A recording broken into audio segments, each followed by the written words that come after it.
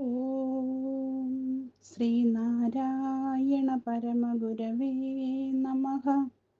ഓം ശ്രീ ശാരദാംബികായേ നമഃ.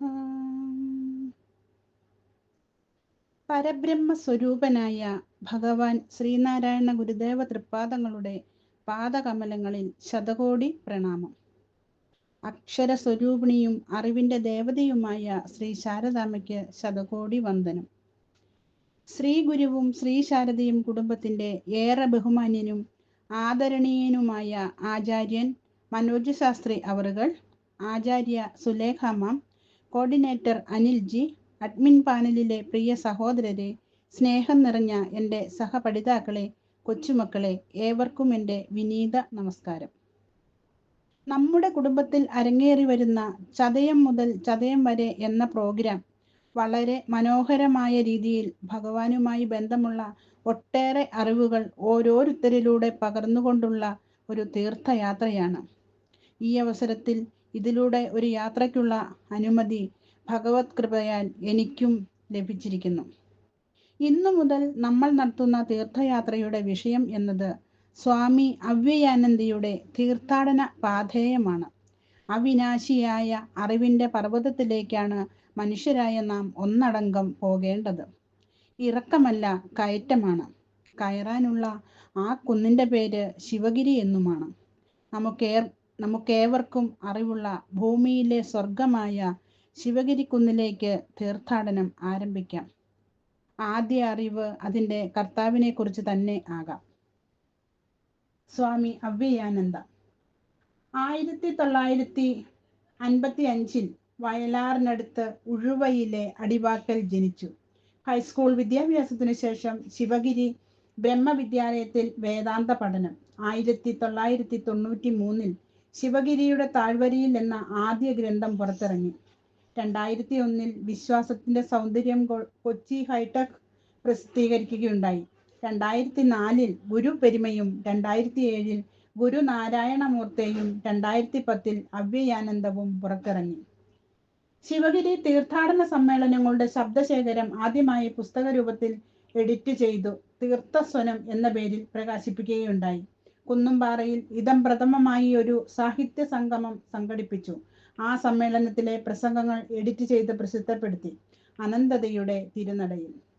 പഴഞ്ഞി ഗുരുപ്രഭാവാശ്രമത്തിൽ 1998 ആദ്യമായി സംഘടിപ്പിച്ച ധർമ്മമീമാംസ പരിഷത്തിലെ പ്രസംഗങ്ങളും ധർമ്മശോഭ എന്ന പേരിൽ പ്രസിദ്ധീകരിക്കുകയുണ്ടായി. പ്രസംഗവും പ്രാർത്ഥനയും എന്ന പ്രാർത്ഥനാ സമാഹാരം പിന്നീട് പ്രസിദ്ധപ്പെടുത്തി. ആകാശവാണി തിരുവനന്തപുരം, തൃശൂർ നിലയങ്ങളിലെ സുഭാഷിതകാരനും പ്രഭാഷകനുമാണ്. ആനുകാലികങ്ങളിൽ നിരവധി ലേഖനങ്ങൾ പ്രസിദ്ധീകരിച്ചിരിക്കുന്നു. ശ്രീനാരായണ സാഹിത്യ പരിഷത്ത് പുരസ്കാരവും ശ്രീനാരായണ സാഹിത്യ അക്കാദമിയുടെ ഫെലോഷിപ്പും ലഭിച്ചിട്ടുണ്ട്. ചെമ്പഴന്തി ഗുരുകുലം, എറണാകുളം ശങ്കരാനന്ദാശ്രമം, കുന്നുംപാറ ക്ഷേത്രം എന്നീ സ്ഥാപനങ്ങളുടെ സെക്രട്ടറിയായും ശ്രീനാരായണ ധർമ്മസംഘം ട്രസ്റ്റിന്റെ മുഖപത്രമായ ശിവഗിരി മാസികയുടെ മാനേജരായും സേവനമനുഷ്ഠിച്ചിട്ടുണ്ട്. ഇപ്പോൾ പഴഞ്ഞി ചെറുതുരുത്തി ഗുരുപ്രഭാവാശ്രമം സെക്രട്ടറിയും ശിവഗിരി മാസികയുടെ ചീഫ് എഡിറ്ററുമാണ് സ്വാമി അവ്യയാനന്ദ. പഥികൻ പറയുന്നത് ഇപ്രകാരം: പഥികനും പാഥേയവും അതിമനോഹരമായ ഒരു അക്ഷര ചേരുവയാണിത്. വഴിയാത്ര ചെയ്തു തളരുമ്പോൾ ആശ്വാസത്തിനായി കയ്യിൽ കരുതുന്ന പൊതിച്ചോറ്. പൊതിച്ചോറിന് പറഞ്ഞറിയിക്കാനാവാത്ത ഒരു രുചിബന്ധമുണ്ട്. വഴിപോക്കൻ ഏതെങ്കിലും പാതയോരത്ത് മരത്തണലിലിരുന്നാവാം പൊതിച്ചോറ് തുറക്കുന്നത്. തീയിൽ വാട്ടിയ വാഴയിലയിലാണ് പാഥേയത്തിലെ രസരാജൻ.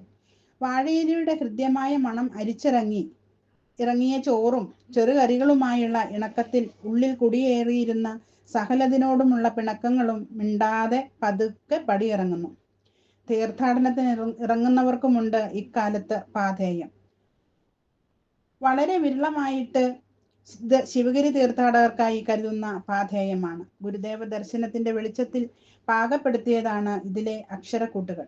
അത് തീർത്ഥാടകന്റെ സ്വാത്വിക മനസ്സിനെ സവിനാശയങ്ങളുടെ ശാരദാകാശങ്ങളിലേക്ക് കൂട്ടിക്കൊണ്ടു പോകുന്നതാണ്. രാത്രി മഞ്ഞിൽ ചിറകു നനയുന്ന വെളിച്ചം അറിയുന്ന പക്ഷിയെപ്പോലെ ഈ ലോകവുമായി തന്നെ ബന്ധിപ്പിക്കുന്ന വിധിയുടെ വിസ്മയത്തിൽ തീർത്ഥാടകൻ ഭയരഹിതനായി ഗുരുദയയാൽ നവീകരിക്കപ്പെടും. അന്നേരം തീർത്ഥാടകനിലെ സകല ഭൗതിക ചമയങ്ങളും പൊഴിഞ്ഞു വീഴും.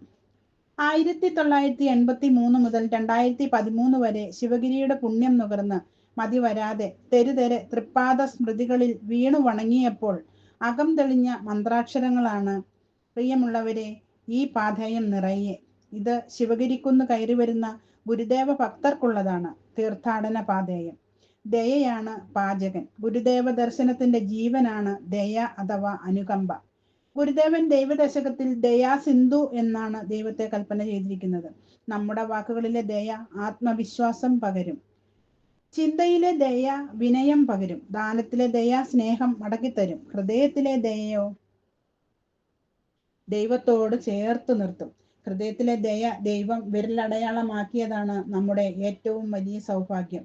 ആ സൗഭാഗ്യത്തിന്റെ വെളിച്ചത്തിലിരുന്നാണ് ഈ പാഥേയം പൊതിയുന്നത്.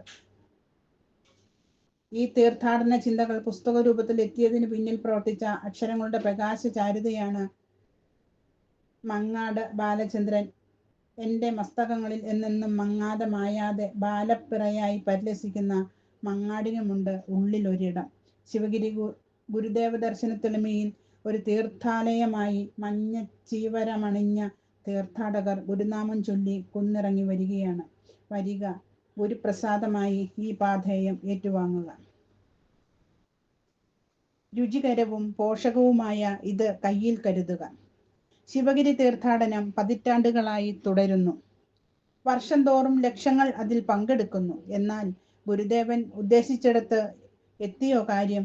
ഈ അന്വേഷണം എന്നും പ്രസക്തവും സമുചിതവും സഹായകവുമായിരിക്കും. ഗുരുദേവ ദർശനത്തിന്റെ അന്തസത്ത ഉൾക്കൊണ്ട ഒരാളാണ് അത് നടത്താൻ സഹായിക്കുന്നതെങ്കിൽ സമുചിതം. ആ സഹായി മലയാള ഭാഷ ലളിതവും സുന്ദരവുമായി വശമുള്ള ഒരാൾ കൂടി ആയിരുന്നാലോ? സ്വർണത്തിന് സുഗന്ധം എന്ന പോലെ ആയിത്തീരുന്നു ആ സംഗതി. അങ്ങനെ ഒന്നാണ് ഈ കൃതി.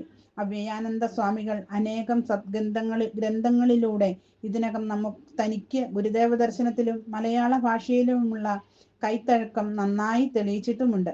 ശിവഗിരി മഠത്തിലെ സന്യാസിമാരിൽ എനിക്ക് പരിചയപ്പെടാൻ ഭാഗ്യമുണ്ടായവരിൽ കവിത എഴുതാൻ ജന്മവാസനയുള്ള ഒരേ ഒരാൾ ഇദ്ദേഹമാണ്.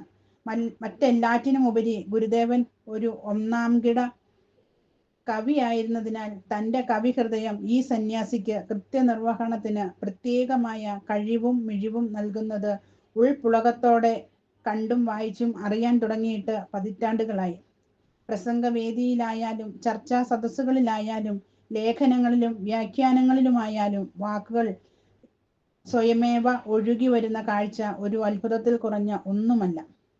ഈ ഗ്രന്ഥം ലക്ഷ്യമിടുന്ന ആശയ കൈലാസ ശിഖരം ഉള്ളുറവുള്ള ശ്രീനാരായണീയർക്ക് ചിരപരിചിതമാണ്. പക്ഷേ ഈ യാത്രയിൽ പങ്കെടുക്കാൻ പുതുതായി എത്തുന്നവരിൽ വഴിപോകെ ലക്ഷ്യബോധം ജ്ഞാനമയ കോശത്തിൽ ലയമായി ഉളവാക്കേണ്ടതുണ്ട്. അത് ദഹനക്കേട് കൂടാതെ സാധിക്കുകയും വേണം. അവ്യയാനന്ദജി ഇത് തികഞ്ഞ കുശലതയോടെ സാധിക്കുന്നു. ബാക്കി ഭാഗം അടുത്ത ദിവസം നമുക്ക് അറിയാവുന്നതാണ്. എല്ലാവർക്കും നന്ദി, നമസ്കാരം.